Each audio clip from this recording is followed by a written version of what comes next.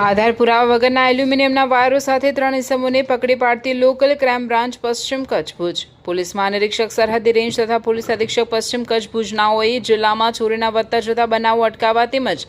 આધાર પુરાવા વગરની ચીજવસ્તુની થતી હેરફેર રોકવા તથા આવી પ્રવૃત્તિ કરતા ઇસમો વિરુદ્ધ કાયદેસરની કાર્યવાહી કરવા સૂચના આપેલ। પોલીસ ટીમ દ્વારા બાતમીવાળી જગ્યાએ રેડ કરી તપાસ કરતા 3 ઇસમો મળી આવેલ અને તેમના કબજાના વાહનના પાછળના ભાગે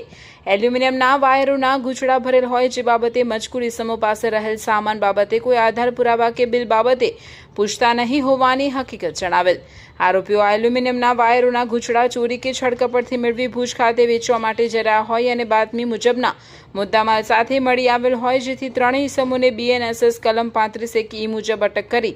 આગળની કાયદેસરની કાર્યવાહી હાથ ધરવામાં આવી હતી। આરોપીઓ ઇમરાન અહમદ કેવર ઉંમર વર્ષ 30 રહેવાસી સુમરાસર તાલુકો ભુજ, સોએબ સુલેમાન સમેજા ઉંમર 26 રહેવાસી સુમરાસર તાલુકો ભુજ, રિઝવાન સુલેમાન સમેજા ઉંમર વર્ષ 22 રહેવાસી સુમરાસર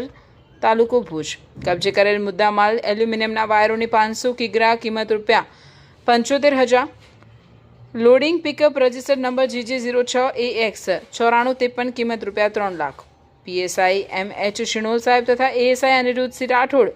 ASI નિલેશભાઈ ભટ્ટ તથા UHC Dharmendra bhai Raval, UHC Shaktisinh Gadhvi, UHC Jivrajbhai ગઢવીની ટીમ દ્વારા સફળ કામગીરી કરવામાં આવી।